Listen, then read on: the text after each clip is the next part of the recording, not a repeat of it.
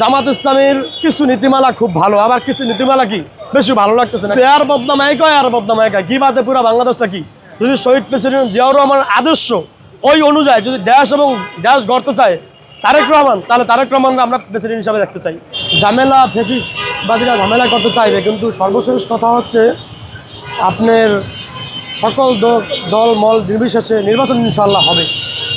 দেশ এবং জাতির উন্নয়ন যারা করবে তাদেরই কি আমরা কি আল্লাহ তাআলা যেন বিজয় করে, এটাই আমাদের কি আশা।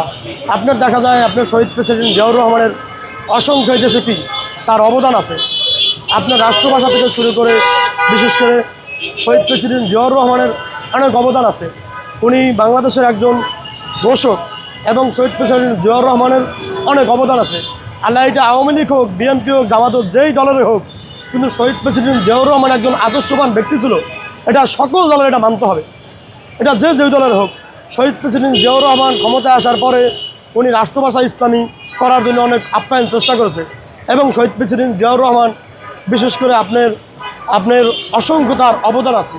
তো সর্বশেষ কথা, আল্লাহ তাআলায় দেশ এবং যাকে দিয়ে, দেশ এবং জাতি যাদেরকে দিয়ে আল্লাহ তাআলা দেশটাকে সুস্থভাবে যাদেরকে দিয়ে আল্লাহ তাআলা তাদেরকে ক্ষমতায় কি আনান। এখন দ্রুত নির্বাচনের মোড় করতে আপনার এই রোদ এই বৃষ্টি এখন বলা যায় না। আমরা মনে করি সর্বশেষ কথা আপনার যোগ্যতভাবে বাংলাদেশের দেশ এবং জাতির যারা সঠিক কাজ করবে আল্লাহ তাআলা আমি মনে করি তাদেরকেই বিজয় করুক। দেশ এবং জাতির জনকল্যাণমুখী যারা কাজ করবে তাদেরকে আল্লাহ তাআলা কী করুক, বিজয় করুক। অথবা এটা যেই দলের হোক। আগামী প্রধানমন্ত্রী হিসাবে বাংলাদেশের দুইটা গ্রুপ এখন বর্তমানে সর্বশেষ, এক বাংলাদেশ জাতীয়তাবাদী দল বিএনপি, দুই বাংলাদেশ জামাত ইসলামী।